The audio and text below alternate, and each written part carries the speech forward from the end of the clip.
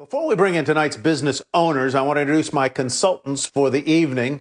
Our ninjas, Michelle Romanow. She co-founded Clearbank, involved in helping fund thousands of e-commerce businesses. And Dave Dodson, a professor of management at Stanford's Business School, and he's also an investor in several businesses. Welcome to both of you. Dave, as businesses reopen, many of them are going to be subject to some restrictions in terms of the numbers of people who can come in. Restaurants may be able only to operate at 25 or 30% of capacity. That must have them very worried because it's very difficult to run profitably at those sort of lower throughputs. Oh, yeah. And the business owners that I talk to, their biggest concern is that they have no visibility on what the plan is from the government side. You know, the government can't tell you when the pandemic's going to end. We understand that. But they could be telling business owners, based on different things that we will or won't do or can or can't do. And right now, business owners, unfortunately, are flying blind. They're flying blind on when they're going to be opening, what that looks like, and what government assistance they might have. So they get a PPP loan, for example, and they don't know whether they should bring their employees back or not, because after the 8 weeks, maybe they're going to turn around and lay them off again to begin with, so they shouldn't be bringing the employees back on. So it's the lack of visibility, the lack of a roadmap or a plan from the government that's really crippling business owners' ability to plan for this. Is it a problem with government, or is it the very nature of this illness that government doesn't know whether or how badly the disease might come back or sustain over the summer? Absolutely. The government can't tell us when the pandemic is going to end, but they can say that if we reopen in June, it will look like this, or unemployment benefits, the extra unemployment benefits, will be continued until business returns to normal, or there will be a subsequent program after the PPP if necessary. They don't have to tell us what's going to happen. They don't have a crystal ball, and they're not mind readers, but they can tell us if certain things happen, this will be the government's response, or roughly the government's response.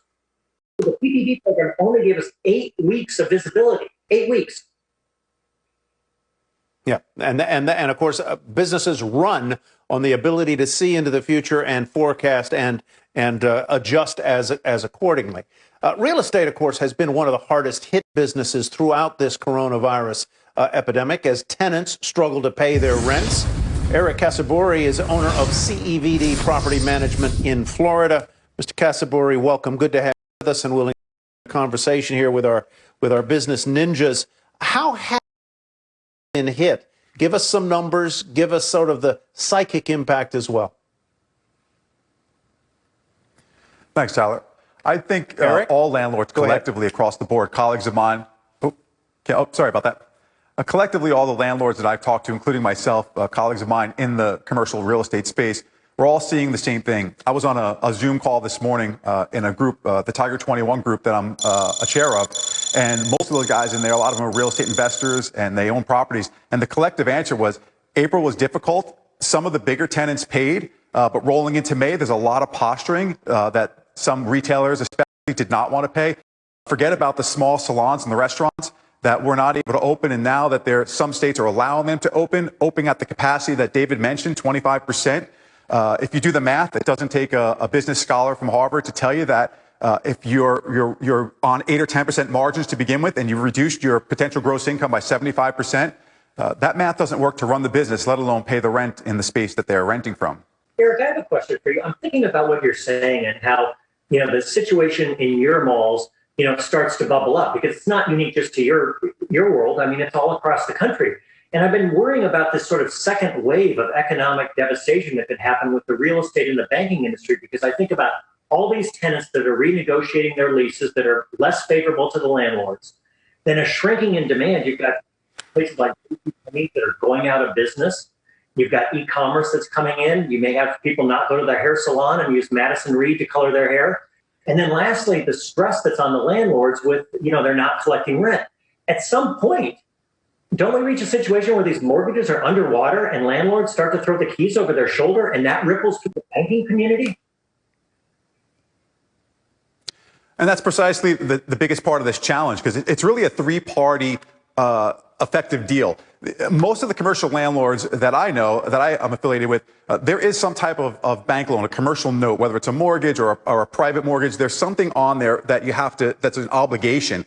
So even if you negotiate with your tenant, you may have taken that obligation on with, let's say, the intent that your tenant was going to pay $45 a foot, when in fact that was a restaurant that maybe in 2017, 18, or part of 19 could have afforded that. Looking forward, similar to like when someone signed a lease in 2006 or 7, those leases were probably signed at their peak possibility of what they could pay, and landlords leverage based on that. So they go out and they get a loan based on what that revenue, that income would be from those leases. Well, now that same tenant may not be able to pay $20 a foot, maybe 50% of that rent for the next foreseeable future, or who knows, if it's an office environment, they may not need 20, 30,000 square feet or 10,000. Maybe they need 2 because they have learned to work remotely in the Zoom environment that everyone's been talking about. If that's the case, the landlords then have a trouble with their partner, their banker. And, you know, the banks are just getting out from clearing the deck from 2008 with all the assets they took back. To get another wave of those assets, there needs to be some type of other negotiation besides the tenant-landlord negotiation. The banks must, and whoever's holding those notes is probably going to have to do something with the commercial landlords and those business folks that own these properties. Jennifer Wilson-Buttigieg is co-president of Valerie Wilson Travel. It's a family-owned operation with locations all around the country, catering to corporate and leisure travelers. And as cruises stopped and nobody wanted to fly, her business basically came to a complete halt. Dave, I know you spoke with Jennifer earlier. It's over to you. First of all, I've been thinking a lot about our conversation and talking about the importance of leadership with a company that has over 150 employees and how they're not just looking for you for a paycheck, but they're also looking for you for some sense of direction.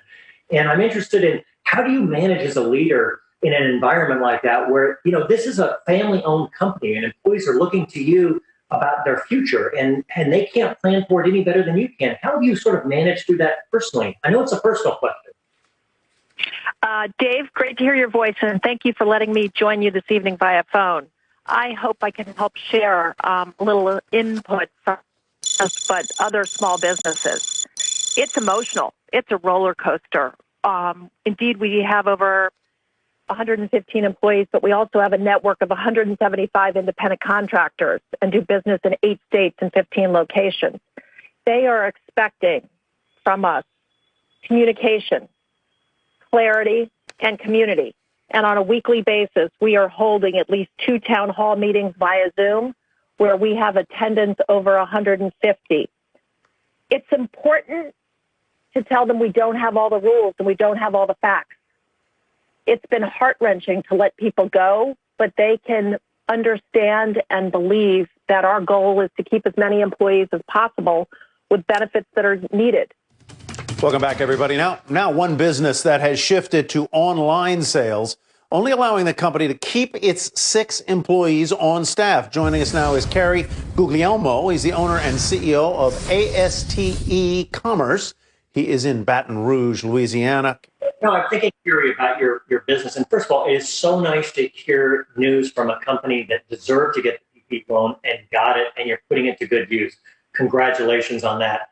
Question I had, though, for you is, as these workforces are spread out and so many people are working at home, have you found any opportunity to go to these companies and say, well, you need to keep cohesion with your employee base and you need some identity and using your products to go out to these employees while they're at home so that they can still identify with their company and still feel like they're...